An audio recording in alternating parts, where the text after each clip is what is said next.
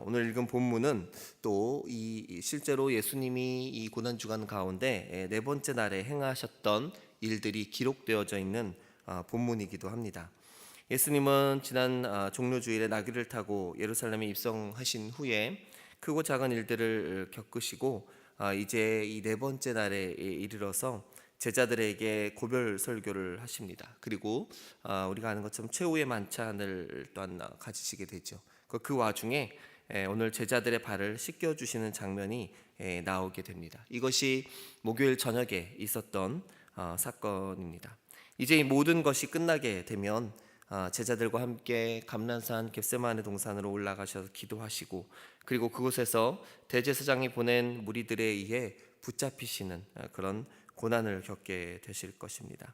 이 고난을 앞둔 시점에 오늘 우리가 보는 본문은 잡히시기 전 예수님의 마지막 행적들이기 때문에 그만큼 중요한 본문이고 중요한 시기다라는 것들을 우리가 알 수가 있습니다.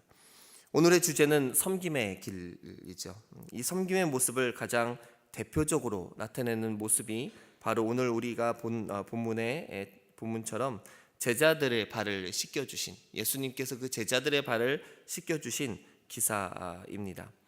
우리가 너무나도 잘 알고 있다고 생각하는 이 본문은 생각보다 우리 이 복음서에 잘 나오지 않습니다. 바로 요한복음에만 기록이 되어져 있는 사건인 것이죠. 오히려 다른 공간 복음서들 같은 경우는 마지막 이 최후의 사건, 최후의 이 그 목요일에 있었던 사건들 중에서는 거의 최후의 만찬에 대한 이야기들, 제자들과 마지막으로 식사를 했고 성만찬을 했던 그 이야기들만이 다루어진 것을 볼 수가 있습니다. 근데 반면에 요한복음은 이 동시간대 사건임에도 불구하고 다른 최후의 만찬의 그 상황보다도 바로 이 세족식에 더 집중하고 있다는 것을 우리가 알 수가 있습니다. 서로 다른 관점을 가지고 또 더 다른 관점에 중점을 두고 이렇게 상반적으로 나타내고 있다는 것을 보게 되죠. 오히려 세족식이라고 한다 하면 어떤 행위적인 측면들 그리고 보여주는 측면들이 굉장히 강했는데, 그것이 다른 복음서에서는 빠지고 오히려 예수님의 마지막 고별 설교와 함께 이 요한복음에서는 강조되고 있다는 것이죠. 이 세족식을 앞뒤로 해서 13장 1절에서 15절을 전후로 해서 예수님은 자신의 죽음을 알리는 말씀들, 그리고 새 계명에 대한 강조, 구원자이신 예수님, 그리고 다시 오실 보혜사 성령에 대한 이야기들을 우리 제자들에게 전해 주셨습니다. 조금 더 영적인 의미들, 조금 더 우리에게 주시는 그 메시지들과 함께 이 세족식이 함께 진행이 되어졌다라는 것이죠. 오히려 다른 부분에 있었던 최후의 만찬이 이곳에서 더 적합해 보일 수가 있지만, 그러나 이 요한복음의 구성은 세족식이 더 강조되어졌고 그 13장의 절반 가까이를 이 세족식의 사건들이 담당을 하고 있다라는 겁니다. 예수님의 말씀과 큰 틀 속에 이 세족식은 그 의미를 분명 우리에게 주고 있다라고 말할 수가 있습니다. 그렇다면 예수님이 말씀하시는 그 큰 틀은 과연 무엇일까요? 그것은 바로 사랑입니다. 사랑에 대한 예수님의 명령과 강조인 것이죠. 우리가 읽지는 않았지만 13장 34절에 보면 이렇게 말씀을 하십니다. 새 계명을 너희에게 주노니 서로 사랑하라. 내가 너희를 사랑한 것 같이 너희도 서로 사랑하라. 거의 13장의 마지막을 예수님은 서로 사랑하라라는 명령으로 마치시고 계십니다. 예수님은 곧 다가올 죽음과 고난을 앞두고 바로 서로 사랑하라라는 말씀으로 마무리를 하고 계셨던 것이죠. 이 사랑하라는 명령은 예수님의 가장 큰 기조, 아니 예수님 그 자체였다라고 말할 수가 있습니다. 예수님이 이미 자기 자신의 죽으심을 알고 제자들의 그 어떤 것보다도 사랑에 대한 계명을 강조하셨고, 그리고 제자들에게 이것은 반드시 지켜야 하는 계명의 차원으로 다시 한 번 더 강조하고 계신 것이죠. 그리고 이미 예수님은 13장 서두에서부터 이 사랑의 의미들을 그 스스로가 나타내고 계셨다는 것을 우리가 살펴볼 수 있습니다. 13장 1절에 보면은 이렇게 표현이 되어져 있습니다.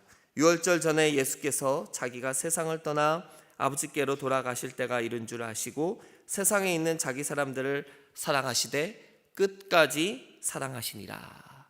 이미 예수님은 자신의 모습 속에서, 그의 삶 속에서, 그의 사역 속에서 사랑하는 제자들을 향하여, 또 사랑하는 모든 믿는 자들을 향하여 그의 모습은 끝까지 사랑하는 사랑이었다라고 이야기를 하고 계시다라는 겁니다. 이미 예수님은 사랑으로서, 사랑에 대한, 또 사랑에 의한 그 자체로서 준비하고 계셨고 또 그렇게 진행하고 계셨던 것이죠.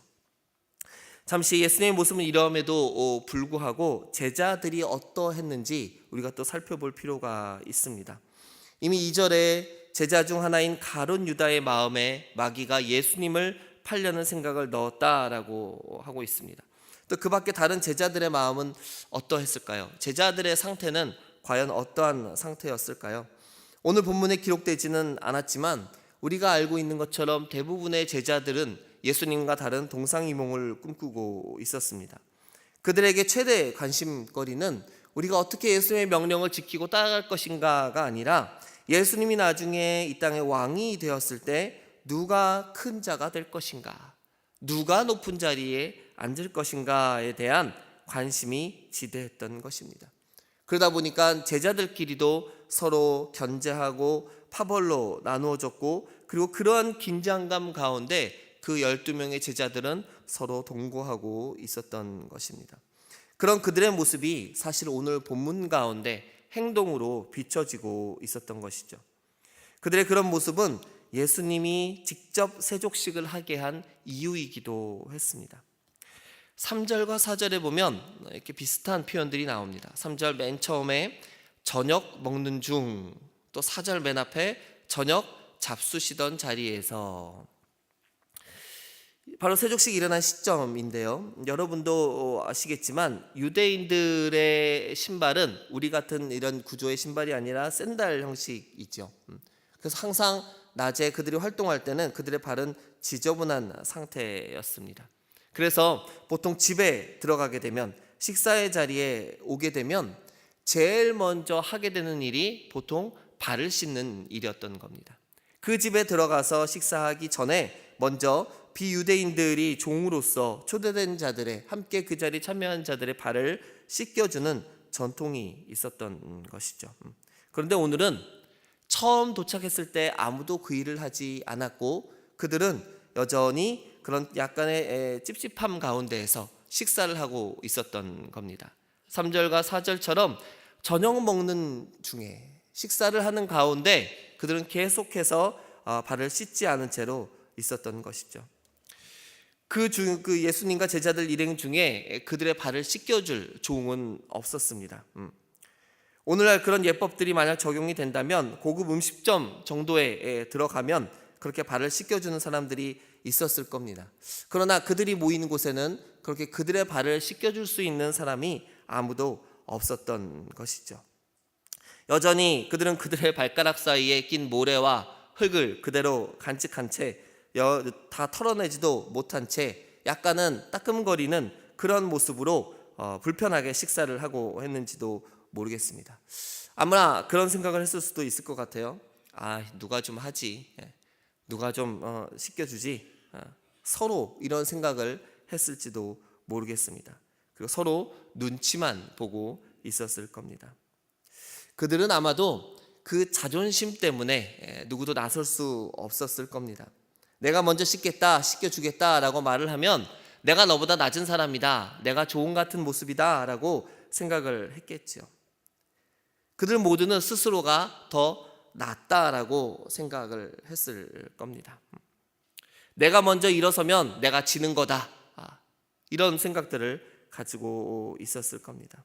그리고 아예 자기는 그런 일을 할 사람이 아니야, 생각조차 하지 않았을 그런 가능성이 더 많습니다.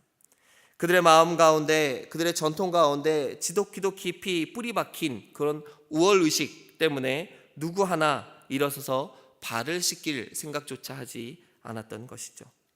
실제로 지금도 인도나 네팔에 가게 되면 그들에게는 계급 제도가 있죠. 카스트 제도라고 이야기를 하죠. 그래서 그들의 문화 가운데, 그들의 전통 가운데 깊이 박힌 그 계급 의식은 그 어떤 문명이 발전을 하고 어떤 지식을 배워도 그들 가운데 바뀌어지지 않는다라는 사실입니다. 나누어지고 분리되어지고 우월하다라는 그 지식이 사라지지 않다라는 것이죠. 요즘 우리 사회 속에서도 나타나는 것 중에 하나가 바로 이러한 우월의식인데요. 요즘 젊은이들 가운데 유행하는 것들이 자기들 대학교의 과 잠바에 같은 대학교 과 잠바인데 출신 고등학교의 이름을 새기는 거라고 얘기를 합니다. 나는 이런 고등학교 나왔어. 나는 이러한 외국어 고등학교 나왔어. 너희들하고 달라. 이런 것들을 나타내려고 하는 그런 현상들도 있다라는 사실입니다. 그런 것을 보면 정말 이러한 생각들, 이러한 의식들이 사라지는 것이 정말 쉽지는 않겠구나라는 그런 생각들을 하게 됩니다. 어쨌든 제자들은 예수님과 달리 내 일이 아니다라고 생각하고 확신하고 있었던 것이 틀림없었습니다. 다시 예수님의 모습으로 돌아가 보겠습니다. 예수님의 입장도 여전히 변화가 없었습니다. 어떤 입장입니까? 사랑하는 것이죠. 끝까지 사랑하는 바로 예수님의 그 사랑의 마음입니다. 예수님은 여전히 그 사랑하는 마음으로, 그 사랑하는 이유 때문에 제자들을 위해서 먼저 지기로 결정하셨던 것이죠. 그러나 우리가 생각해 볼 때 끝까지 사랑하는 마음, 끝까지 사랑할 수 있는 방법이 무엇이겠는가에 대해서 우리가 깊이 생각해 볼 필요가 있습니다. 결혼할 때 부부들이 내가 평생을 서로 사랑하며 살겠습니다라고 이야기를 하지만 결국 얼마 가지 못해서 갈라지고 헤어지고 못 살겠다고 하는 사람들이 많이 있습니다. 그럼에도 불구하고 예수님의 끝까지 사랑하는 방법, 그 방법을 예수님은 바로 섬김의 방법으로 보여주셨던 것입니다. 끝까지 사랑할 수 있는 방법이 바로 섬김이다라고 예수님은 몸소 보여주셨던 것이죠. 끝까지 사랑하기 위한 예수님은 대안으로 스스로 수건을 두르시고 발을 씻겨 주신 것입니다. 모든 제자들이 눈치 싸움을 하고 있을 때 예수님은 스스로 먼저 지기로 하셨습니다. 제자들에게 지기로 작정하신 것이죠. 제자들이 먼저 움직이면 지는 것이라고 생각할 때 그는 식사 중에 일어나셔서 그들 제자들의 한 발 한 발을 모두 씻기시기 시작하신 겁니다. 예수님은 당신이 끝까지 사랑할 수 있는 방법으로 이 섬김이란 자세를 보여주신 것입니다. 이 섬김은 나를 제외한 모든 사람들을 향한 자세다라고 말해도 과언이 아닐 겁니다. 가족, 친구, 그리고 모든 이웃들의 관계에서 예수님의 이 섬김의 모습들을 우리는 놓치지 않아야 될 것입니다. 우리가 사람들을 끝까지 사랑할 수 있는 유일한 방법은 말로 하는 방법이 아니라, 마음으로 끝나는 것이 아니라 그렇게 행동하는 섬김이라는 사실입니다. 많은 사람들은 사랑이라는 감정만으로 영원히 변치 않는 사랑을 이룰 것이다 라고 생각을 하죠. 그러나 그러한 감정만큼 불안정하고 주변의 영향을 많이 받는 것은 또 없을 것입니다. 감정은 언제든 좋다가도 나빠질 수 있고 작은 일 하나에도 쉽게 무너질 수 있는 것이 바로 감정이라는 것이죠. 이 일시적이고 단기간적인 힘을 지속할 수 있는 것, 영원히 지속시킬 수 있는 그것은 바로 섬김이라는 행동이 수반되어져야 한다라는 사실입니다. 지금 우리가 목사님을 통해서 야고보서를 통해서 야고보서의 말씀을 듣고 있는데요. 결국 야고보서에서도 강조하는 것은 믿음이라는 우리의 보이지 않는 그런 형태뿐만이 아니라 그 믿음으로 말미암아 결과적으로 나타나는 행위의 측면들이 동시에 중요하다라는 것들을 우리는 알고 또한 듣고 있습니다. 온전한 믿음은 믿음이라는 감정적인 상태로 끝나는 것이 아니라 행위적인 형식과 삶의 스타일로 드러나야 한다는 것을 우리는 잘 알고 있습니다. 사랑의 힘도 섬김의 양식을 통해서 더 깊고 넓고 그리고 구체화되어지고 그리고 더 오래 지속될 수 있는 그러한 힘을 얻게 된다라는 사실입니다. 섬김의 과정을 통해서 더욱 견고하게 세워지고 구체화되어진다라는 것이죠. 그래서 사람들이 우리들에게 믿음을 보여달라고 할 때 우리는 오늘 읽진 않았지만 13장 35절의 말씀을 되새겨 봐야 합니다. 너희가 서로 사랑하면 이로써 모든 사람이 너희가 내 제자인 줄 알리라. 여기서의 사랑은 그러한 섬김의 삶이 수반되어진 바로 사랑을 이야기하는 것이죠. 섬김을 통해 완성된 사랑으로 얻어지는 유익은 우리가 예수님의 제자로 인정받는 것입니다. 세상 사람들로 말미암아, 믿지 않는 사람들의 말로 말미암아 우리가 예수님의 제자로 인정받는 것이죠. 그리고 제자로 인정받았다는 것은 또 예수님을 세상 가운데 알리게 되었다라는 것을 의미하기도 합니다. 바로 예수님이 우리의 스승이시다라는 것을 전제하게 된다라는 것이죠. 믿는 자들뿐만 아니라 우리의 사랑의 모습, 구체적인 섬김의 삶을 통해서 예수님을 증거하는 것뿐만 아니라 그 제자됨을 세상 가운데 인정받게 되어지는 유익함이 우리 가운데 있습니다. 온전한 섬김의 삶을 통하여 드러나는 사랑은 결국 예수님을 전하는 귀한 사역이 된다라는 것입니다. 그렇다면 이 섬김의 능력은 어디에서 오는 것일까요? 두 가지 정도를 생각해 보면은요. 첫 번째는 바로 인간적 관계에서 서로 발을 씻겨주는 것에 있습니다. 인격적인 관계죠. 인격적인 관계는 무엇을 이야기할까요? 여러 가지 조건들을 들 수는 있겠지만 그러나 오늘 예수님의 모습에서 그것은 바로 상대를 있는 그대로 그 자체로 받아주고 인정하는 것이다 라고 말할 수가 있습니다. 우리가 아까 찬양 가운데도 있었죠. 내 모습 이대로 나를 받아주시옵소서. 예수님이 사람들을 상대했을 때, 예수님이 제자들을 상대했을 때 그들을 그대로 그들의 발을 씻겨줄 수 있었던 가장 큰 이유는 그 제자들의 모습 그대로 예수님은 받아주셨기 때문이다라는 사실입니다. 그래야 섬길 수 있다라는 겁니다. 사랑의 대상으로, 섬김의 대상으로 대상을 자꾸 제한하고 그리고 이유를 걸기 시작하면 아마 이 세상 가운데 우리가 섬길 수 있는 사람은 아무도 없을 거라는 거죠. 세상에 핑계 없는 무덤 없다고 하죠. 세상에 문제 없는 사람은 없을 겁니다. 이 사람은 이래서 안 되고 저 사람은 저래서 안 되고 나하고 이래서 안 되고 저렇게 제한하다 보면 우리 곁에 있을 사람은, 아니 내가 사랑하고 내가 섬길 수 있는 사람은 아무도 없다라는 겁니다. 오늘 서로 좋아서 웃고 떠들던 사람도 내일 갈라질 수 있는 것이 바로 인간의 불완전한 관계이기 때문입니다. 하지만 예수님의 인격적 관계의 완성은 이 발을 씻어 주심에서 이루어졌다라는 것을 우리가 알 수 있습니다.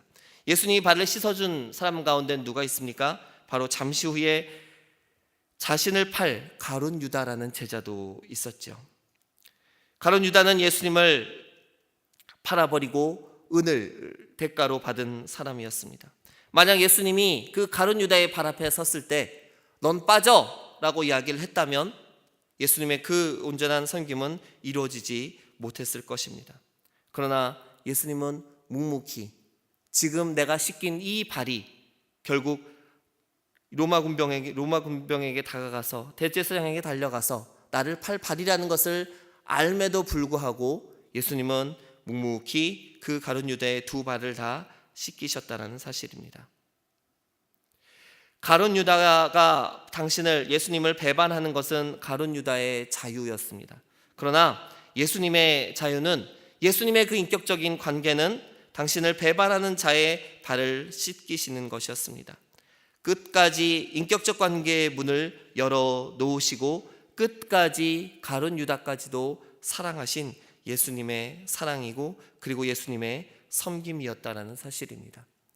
예수님이 사람을 향하여서 인격적으로 그 모두를 인정해 주셨던 것처럼 우리도 이웃을 인정할 때, 내 가족을 인정할 때, 함께하는 사람들을 인정할 때, 나의 경쟁자들을 인격적으로 인정할 때 우리가 그들을 진정으로 섬길 수 있고 예수님처럼 끝까지 사랑할 수 있음을 믿으시기 바랍니다.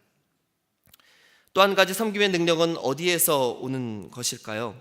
저는 이 부분에 있어서 갈망함이라는 단어를 한번 이 섬김이라는 단어와 붙여 보았습니다. 어찌 보면 굉장히 어색하게 느껴지는 단어이기도 합니다. 섬김을 갈망한다. 뭔가 좀 어색합니다. 기도 응답을 갈망하고 성령 충만을 갈망하고 은혜를 갈망한다. 이 말들은 굉장히 좀 자연스럽죠. 그런데 섬김을 갈망한다라는 말이 조금은 어색하게 느껴지기도 합니다. 요즘 주변에서 이 갈망함에 대한 모습들을 많이 봅니다. 많은 사람들의 모습 속에서 뭔가 자신의 삶의 문제들을 해결하기 위해 그렇게 원하고 열심으로 노력하고 수고하는 이들의 모습들을 많이 봅니다. 갈망하며 기도하는 이들이 있습니다. 갈망하며 금식하는 사람들이 있습니다. 갈망하며 간절히 하나님 앞에 살아가는 바로 사람들의 모습들을 보게 됩니다. 그러다가 이 갈망함이라는 단어를 오늘 우리가 얘기할 섬김의 삶을, 섬김의 길에 붙여보면 어떨까라는 생각을 해보게 됩니다. 다른 이의 발을 씻겨주고자 갈망하는 삶은 어떤 것일까요? 다른 이들을 섬기기 위해서 갈망하는 삶은 어떤 것일까요? 여전히 갈망함과 이 섬김의 길이 잘 연결되지 않는 분들에게 오늘 본문 중 14절과 15절을 읽어드리고 싶습니다. 내가 주와 또는 선생이 되어 너희 발을 씻었으니 너희도 서로를 발을 씻어주는 것이 옳으니라. 내가 너희에게 행하는 것 같이 너희도 행하게 하려 하여 본을 보였느라. 이 갈망함 그 자체의 의미들이 혹시라도 부족하다면 이제는 예수님의 명령으로 우리가 이 갈망함을 받아들이면 어떨까 생각을 해보게 됩니다. 갈망은 간절히 바라는 것입니다. 우리가 간절히 바라는 것 가운데 가장 중요한 것이 있다면 그것은 바로 예수님의 말씀을 지키고 따르는 것인 것이죠. 그 말씀 가운데, 그 명령 가운데 오늘 우리에게 주시는 예수님의 명령은 서로의 발을 씻겨 주어라, 서로 섬겨 주어라 하는 것입니다. 또 8절 9절을 볼까요? 베드로가 이르되 내 발을 절대로 씻지 못하시리이다. 예수께서 대답하시되 내가 너를 씻어주지 아니하면 내가 너와 상관이 없느니라. 시몬 베드로가 이르되 주여 내 발뿐 아니라 손과 머리도 씻어 주옵소서. 베드로의 말이죠. 내가 지금 발을 씻지 않으면 나와 상관이 없다는 예수님의 말에 보인 베드로의 반응입니다. 절대로 안 됩니다 예수님, 이렇게 펄쩍 뛰던 베드로가 이제 반대로 목욕까지 시켜달라고 조릅니다. 그가 지금은 예수님을 향한 자신의 갈망을 드러내는 것입니다. 내가 너의 발을 씻기지 않으면 너와 내가 상관이 없다라는 그 말씀에 대해서 베드로는 절대적으로 예수님께 속하기 위해서, 예수님을 따르는 자의 삶을 살기 위해서 그는 목욕까지 시켜주십시오라고 그러한 간절한 마음을 드러내고 있던 것이죠. 바로 예수님 베드로의 그 마음 그대로, 베드로가 얘기했던 그 열심 그대로, 베드로의 그 소망 그대로를 우리가 붙잡고 이제 그 방향을 예수님에게서 우리의 이웃과 세상을 향한 섬김의 길로 그 방향을 맞추어 가기를 원하신다라는 겁니다. 섬김의 길은 그러한 간절히 바라는 모습으로, 갈망하는 마음으로 그 명령 가운데 순종하는 길입니다.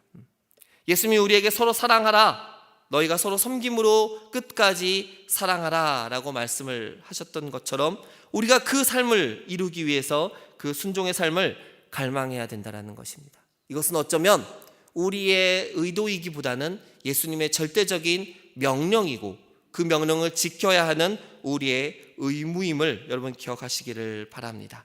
그 명령을 간절히 바라는 삶이 되어지기를 소원합니다. 예수님처럼 끝까지 사랑하지 못해도 그러기 위해 한 걸음씩 두 걸음씩 달려가는 저와 여러분 되어지기를 소원합니다. 끝까지 사랑하는 길은 섬김으로 가능합니다. 구체적인 섬김의 길을 통해서 가능할 것입니다. 섬김은 우리가 서로 인격적인 관계를 맺을 때 가능합니다. 나를 인정하시고 내 이웃을 인정하시고 내 가족들을 있는 그대로 받아들이는 길입니다. 그들을 온전히 우리가 있는 그대로 받아들일 때 그들을 섬길 수가 있던 것입니다. 섬김은 그리고 우리의 갈망함을 통해 이루어질 것입니다. 예수님의 명령을 이루고자 하는 열심과 예수님을 향한 바로 그 우리의 열심이 이젠 이웃과 세상을 향하여 확장되어지는 바로 그러한 저와 여러분 되어지기를 소원합니다. 이러한 삶을 통하여서 그렇게 우리의 삶이 오늘 섬김의 길을 달려가는 삶이 되어지기를 원합니다. 예수님을 붙잡고 예수님이 보여주셨던 그 끝까지 사랑하시는 그 삶의 모습으로 오늘도 우리가 함께 달려가는 저 여러분 되어지기를 소원합니다. 이 시간 함께 주 한번 외치고 우리가 이 길을 위해서, 섬김의 길을 위해서 이 시간 함께 기도했으면 좋겠습니다. 하나님, 우리의 이웃들을 인격적으로 사랑하게 해주시고 또 예수님의 그 명령 가운데 온전히 사랑하라라고 명령하신 그 명령 우리가 소원하며 갈망하며 나아가기를 원합니다. 우리가 이렇게 주여 한번 외치시고 함께 기도하겠습니다.